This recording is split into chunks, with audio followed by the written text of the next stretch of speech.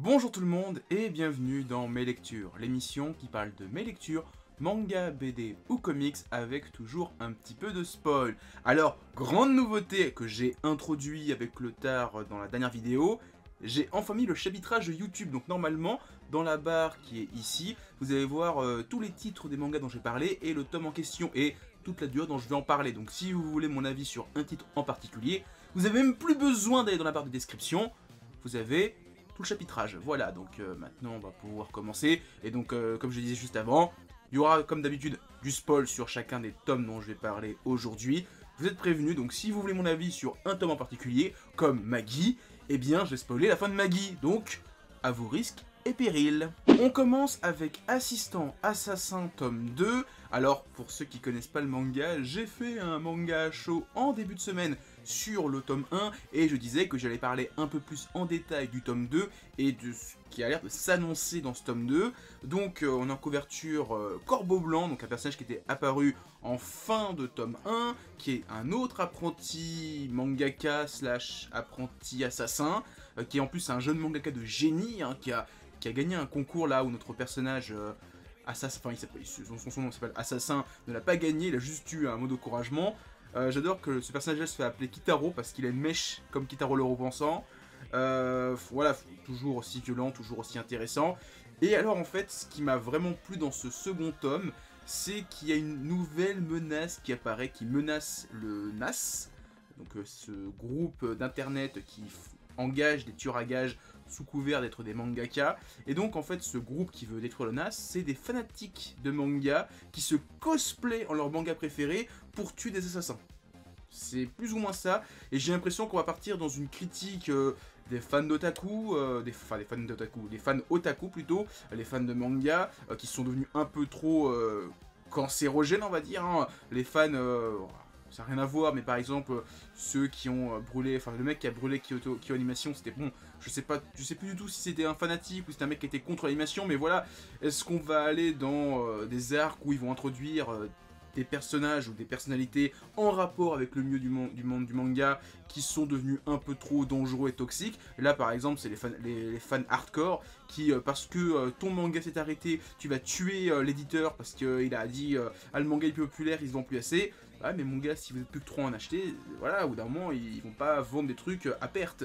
Donc je trouve que ça devient très intéressant, ça devient beaucoup plus intelligent que le tome 1 qui racontait pas grand chose, c'était beaucoup de violence, mais ça avait l'air de devenir de plus en plus intéressant au niveau de la précarité et du monde du Japon dans le monde du travail.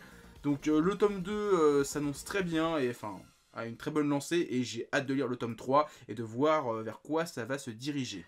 Kingdom, tome 46. Alors normalement le prochain tome, ou en tout cas le prochain envoi de Meian, c'est les chapitres où je me suis arrêté dans Kingdom. Il y a à peu près 2 ans, quand Meian a annoncé l'édition Kingdom, je me suis arrêté, j'ai dit j'arrête de lire Kingdom, je reprendrai la suite où je me suis arrêté quand on l'aura rattrapé en France. Ça y est, on y est. Alors pour ceux qui se souviennent des premières vidéos de la chaîne, je faisais des reviews de Kingdom. Et quand on est arrivé, enfin en plus j'ai commencé à peu près à cet arc-là, je me suis arrêté très vite après parce que ça me saoulait en fait de faire des reviews, même si j'y reviens un petit peu en parlant de manga, en parlant de tomes et puis de chapitres. Quand on a commencé l'arc de l'attaque de Zao et qu'ils ont annoncé les généraux, j'étais dit, c'est sûr et certain que le grand général de l'armée contre Zao, ça sera Usen. Parce qu'on a eu un arc sur Kanki. Là, on nous a pas introduit, on nous a mis Kanki, mis Yontaiwa, il reste que Usen à introduire en tant que grand général. C'était sûr et certain, j'ai mis ma main à parier et j'avais raison. Usen a donc dirigé l'armée de Zao et donc l'arc va être oufissime. Je crois qu'il vient juste de terminer au Japon, donc il fait à peu près une dizaine ou une quinzaine de tomes. Ça va être énorme, enfin j'ai hâte de lire ça avec l'édition Meian et donc les prochains envois. De toute façon, à la fin de l'année ou en début d'année 2021, on aura quasiment, voire rattrapé les japonais, on aura une publication entre guillemets plus classique avec un tome tous les 3-4 mois à peu près.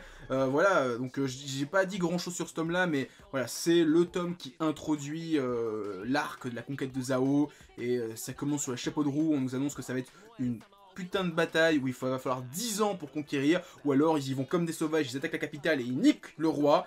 Roi qu'on voit en plus qui est assez spécial avec ses gamins à poil dans son bain.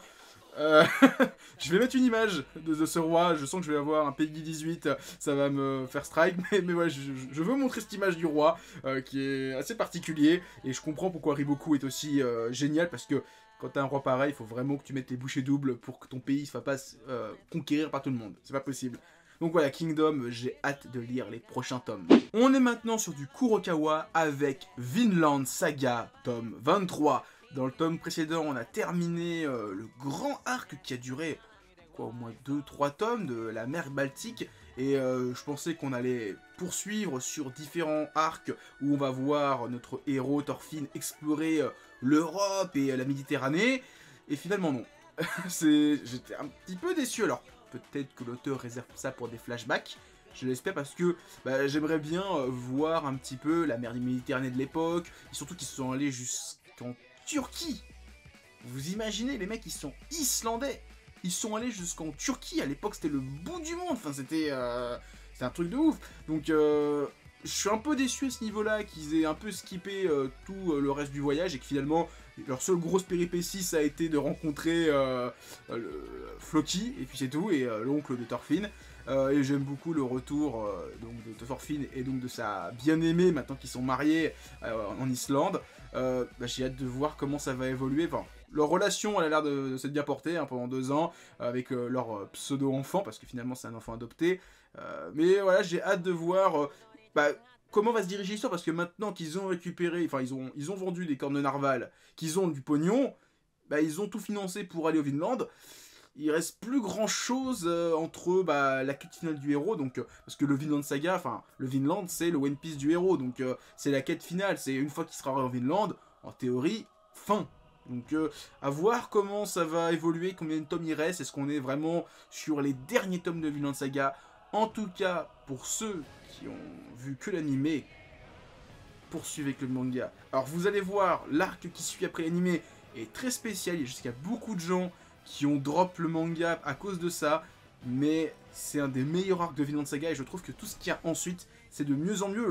Les 8-9 premiers tomes, donc qui sont la saison 1, mais c'est ce qu'il y a de plus osef en fait dans Vinland Saga. Bon, il y a quand même des super scènes d'action, mais vous m'avez compris, c'est un peu plus intéressant, un peu plus mature, un peu plus psychologique, là où les premiers tomes c'est juste de l'action et bourrin et c'est du shonen quoi. Donc après on est sur quelque chose de plus réfléchi et plus intéressant.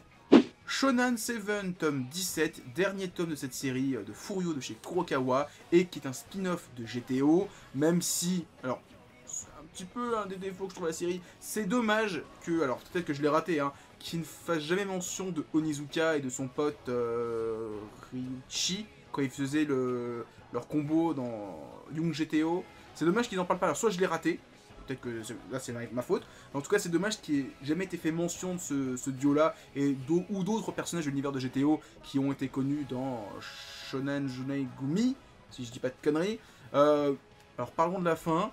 Je la trouve satisfaisante. Voilà, franchement, la fin m'a pas déçu. Ça clôt toutes les intrigues. Le méchant a été vaincu, il a été arrêté, il va en rédemption. Même l'autre, son petit frère, voilà, il va en prison aussi. Tous ceux qui ont fait des conneries vont en prison, ils subissent bien des conneries. Notamment celui avec le petit bouc là, le petit teigneux avec le bouc qui se retrouve avec un gros costaud qui dit toi, tu vas passer des nuits d'amour avec moi. Ça j'ai adoré. Le mec il va se faire péter la rondelle en prison, ça va être... je suis mort de rire, c'est horrible mais ça m'a fait rire. C'est le plus gros enculé de la série, il va se faire Sodome, c'est drôle. Après je trouve ça un petit peu dommage que le héros, enfin Ikki, ne tabasse pas le grand méchant, le chef des Blood Seven, qui lui conne pas toute sa gueule et pour le vaincre, ça aurait été beaucoup plus beau. Bon, ça se passe pas comme ça, c'est pas grave. Même le fait qu'ils disent c'est la fin du Shonen 7 tel qu'on le connaît et qu'on en recrée un nouveau, une sorte de Neo Shonen 7, ça laisse en plus une porte de sortie pour une potentielle suite, surtout que ça pourrait être par contre pour cette suite ça se finit sur vraiment une grande porte ouverte, on dit c'est le début d'un nouveau tournoi, tu peux faire une sorte de Shonen 7 saison 2 où cette fois c'est juste un arc tournoi, où là il n'y a que de la baston entre Furio, ça serait génialissime, ça serait un peu comme Baki, enfin les arcs de Baki maintenant, ou Kengan Ashura, ça serait vraiment que un manga baston où il n'y a pas beaucoup d'intrigues, c'est vraiment juste, tu veux voir de la grosse baston parce que l'auteur a quand même un putain de style. Et alors je sais qu'il a fait un manga sur un champion de MMA, donc il a peut-être voulu s'entraîner à faire vraiment que de la baston. En tout cas, il a un putain de style. Et lisez Shonen 7 si vous connaissez pas. 17 tomes de bons furios, ça défouraille, ça castagne, c'est trop bien. Arslan tome 12. J'ai qu'un mot à dire. Andragoras, putain que c'est un putain de alpha. Le mec, pendant des semaines et des semaines, il est en cellule, il bouffe rien, il est menotté, torturé, et il arrive à faire une évasion tout seul. Mais quel homme! Franchement, le mec, il est trop fort. Et le moment où il attrape le second prince du pays qui l'a envahi, qui dit à ses hommes, vous travaillez contre moi, là? Je vous dirai rien, je vous tuerai pas. Bossez avec moi maintenant. Et les mecs, ils font, ok, roi. Je trouve ça magnifique. Les mecs, ils ont vendu 3 fois leur chemise. C'est magnifique. Andragoras, putain de gros mâle alpha qui respire la testostérone. J'ai adoré la première moitié du tome. Après, la deuxième moitié, c'était un peu plus chiant. Alors, on vient sur Arslan, la géopolitique, avec un nouveau pays qui vient foutre le bordel dans le royaume de Pars, qui a l'air d'être, alors, vu leur tenue, je sais plus. Franchement, j'allais dire un mot. C'est pas des Ottomans, non, je sais plus, on dirait peut-être plus des Mongols, enfin dans le nom, je sais plus exactement c'est quoi leur nom, mais en tout cas le royaume de Touran. Ouais, et franchement, quand je voyais des mecs à cheval comme ça arriver, je pensais un petit peu à la Mongolie. Ils sont connus pour être un peuple à cheval, et d'être des combattants à cheval qui tiraient à l'arc. Donc à voir, surtout que bon, bah, c'est des Indiens qui sont à côté d'eux, donc là, la Mongolie c'est proche, on va dire, géographiquement. Voilà, donc ça introduit un arc où un nouveau royaume va foutre le bordel dans les plans de Arslan pour reprendre son trône. Ce qui fait que sa quête, ben, dès qu'il avance un petit peu, il recule en arrière, c'est un peu le bordel. Mais voilà, à lire la suite, en tout cas, là j'avoue que ce tome-là, il n'y a pas grand chose à raconter, à se mettre sous la dent, parce que là il y a beaucoup de choses qui se mettent en place, sûrement pour le prochain tome. À voir en tout cas le royaume de Touran dans le prochain tome, j'ai hâte de voir ce qu'ils vont faire, et est-ce qu'il va y avoir des personnages charismatiques dans cette armée. Maggie, tome 36 et tome 37, c'est les 2 derniers tomes de Maggie. Je les ai pas lus. Voilà, je les ai pas lus parce que ceux qui se souviennent de ma vidéo post-confinement ou déconfinement, j'avais parlé des différentes lectures que j'ai fait pendant les 2 mois ou 2 mois et demi de confinement. Ben, j'ai lu l'intégralité de Maggie et les 2 derniers tomes, je les ai lus en scan. Voilà, je les ai lus légalement pour ensuite les acheter légalement. Donc j'ai parlé de la série, donc voilà, je voulais juste vous faire part que bah ça y est, Maggie est maintenant terminée.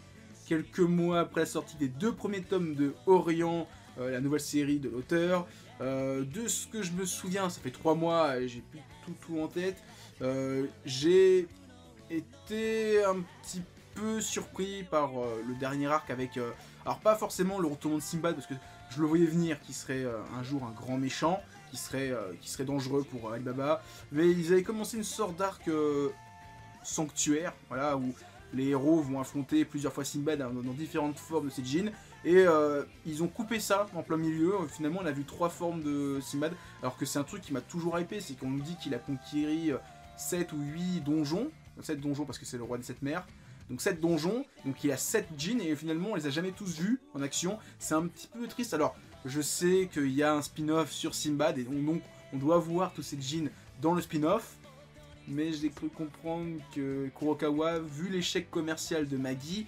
qui s'est pas très bien vendu, ils sont quand même allés jusqu'au bout, donc déjà gros bravo à eux, mais ça s'est pas vendu aussi bien qu'ils espéraient.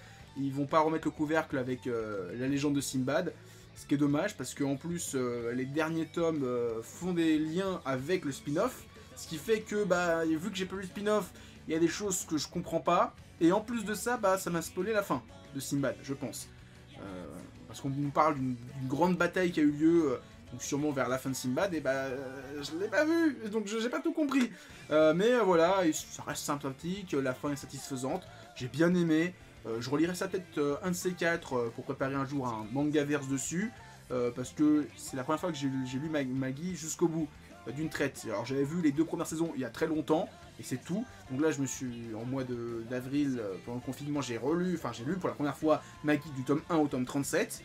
J'ai bien aimé, même s'il y avait des trucs que j'ai un peu moins aimé, et je pense qu'une seconde lecture, maintenant que j'ai tout le recul sur la série, je sais tout ce qui va se passer, ça va peut-être un peu plus appréciable. En tout cas, Maggie, allez-y, même si je pense que dans quelques mois, années, ça va être très compliqué de se procurer les tomes, parce que Kurokawa va sûrement pas réimprimer les tomes régulièrement, vu que ça, comme j'ai dit, pas super bien vendu. Donc voilà, allez-y, foncez, c'est votre dernière chance d'acheter Magi. Demon Slayer, tome 9, avec en couverture Tengen Uzui, le pilier du son. Je l'avais dit dans ma vidéo, enfin dans mon lecture où je parle du tome 8, on arrive à un moment dans Demon Slayer où on va avoir un arc pour un pilier qui va accompagner le trio de personnages. Et donc là on est dans l'arc du quartier des plaisirs avec le pilier du son qui est un ninja. Et je le trouve totalement déglingo comme personnage. Je l'adore. Les premières pages, ça te pose les bases du perso. Quand il dit « Je suis le dieu des festivités », t'as Tenjiro, il est en mode « Ah oui, dieu, qu'est-ce que vous voulez qu'on fasse ?» T'as Zenitsu qui dit « Mais ils sont totalement cons, les mecs, qu'est-ce qu'ils racontent? C'est un barjot, celui-là !» Et t'as Inosuke qui fait « Je suis le dieu des montagnes, écoutez-moi !» Et l'autre, il fait « Non, non, t'es moche, tais-toi. » Cette page-là, elle est fantastique. Enfin, je la mets tout de suite parce que c'est sûr et certain que je vais la mettre là. Vous allez la voir. Je trouve cette page fantastique. J'ai pleuré de rire. À chaque fois que je la dis, je pleure de rire parce que je la trouve fantastique. T'as tout là-dedans. T'as toutes leurs caractéristiques. Tu les vois qui sont tous totalement cons, déglingos. Mais c'est magnifique. Ensuite, t'as Uzui qui les travesti pour qu'il rentre dans le quartier des plaisirs, pour qu'il retrouve ses femmes. Et ils sont tous dégueulasses, ils sont tous maquillés, mais n'importe comment, ils sont dégueulasses. Et on a un démon qui est là-dedans, donc qui est la 6ème lune supérieure, donc qui est donc la 6ème plus forte des lunes, enfin des Spirits, parce que ils ont Elvis Presley a tué les lunes inférieures 2 à 5, ils ont tué la 6ème et la première dans le train de l'infini. Donc il reste plus que les 6 lunes supérieures, donc qui vont être dans les différents arcs qu'on va avoir, vu qu'il reste maintenant une dizaine de tomes, vu que la série fait une vingtaine de tomes. Donc là tous les arcs ça va être sur les lunes supérieures, et à chaque fois un pilier qui va les accompagner pour tuer une lune supérieure. Vous allez voir, c'est des arcs qui sont fantastiques, qui sont super bien. De ce que je me souviens des scans que j'ai lu de manière illégale. Voilà, donc j'adore le personnage, je le trouve super drôle, super intéressant, et la relation qu'il a avec le trio de personnages, fantastique. Je l'ai dit, la première page où tu les vois, ils disent que des conneries, moi ça me fait pleurer de rire. On finit avec du Kana et le 10e et dernier tome de Capitaine Albator, Dimension Voyage. Alors...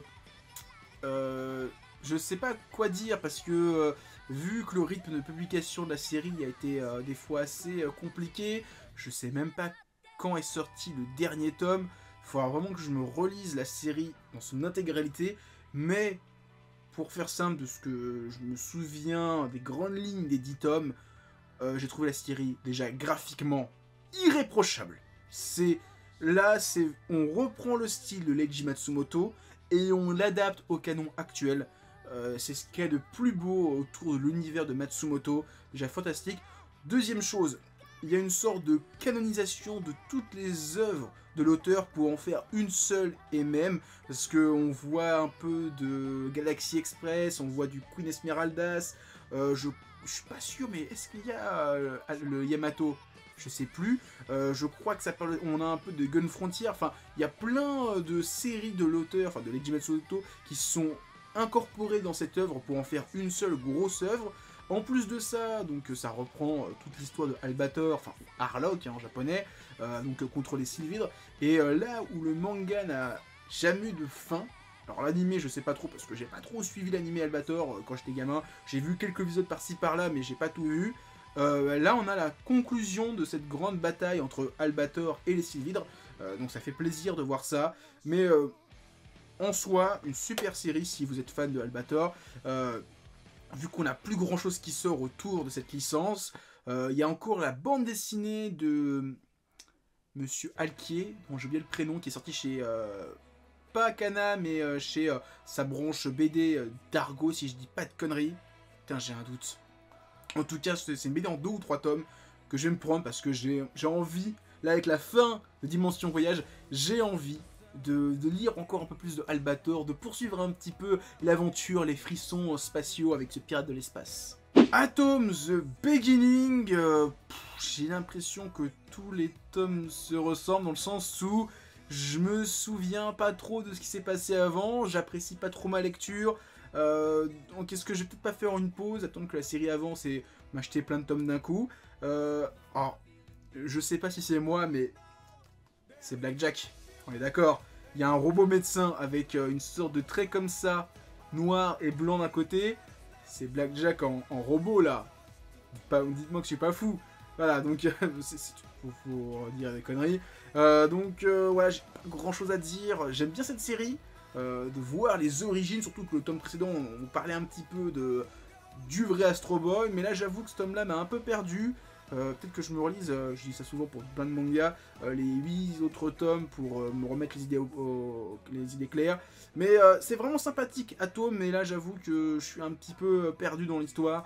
Surtout que j'ai trouvé que ce tome racontait pas grand chose. Bon, il y a eu comme un moment dramatique, même si j'étais un peu... Bah non, pas mourir ce personnage-là, parce que bah on le connaît dans l'histoire de Astro Boy. Et c'est un personnage important, c'est pas n'importe qui. Donc tu me dis qu'il meurt, j'y crois pas trop. Donc c'est un petit peu con d'avoir fait ça, un peu maladroit. Mais voilà, est-ce que j'achèterai le tome 10? Je sais pas. Est-ce que je vais mettre le manga en pause et le reprendre plus tard? On verra. Et on finit avec Levius Est, tome 6.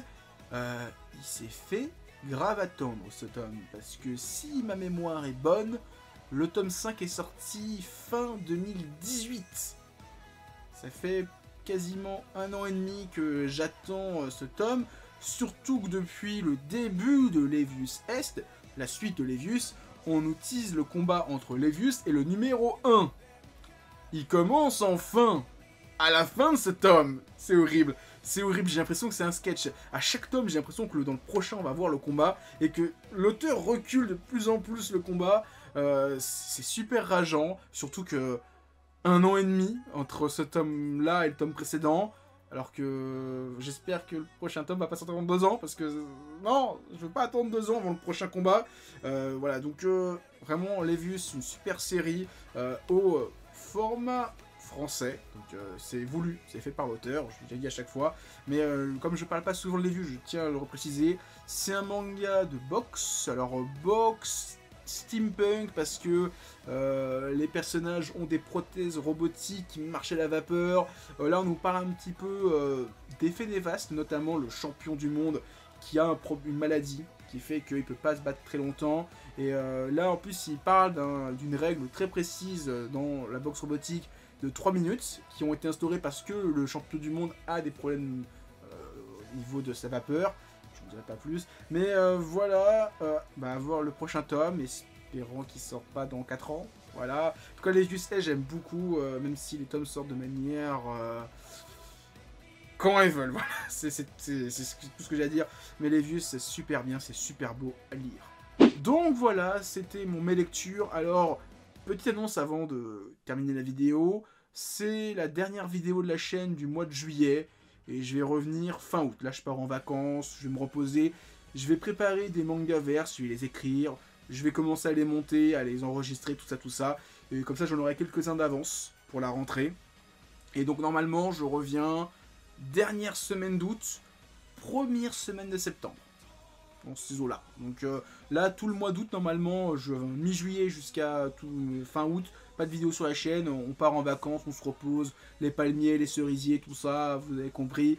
Donc moi maintenant, je vous dis à plus et continuez à lire des mangas. Allez, ciao tout le monde.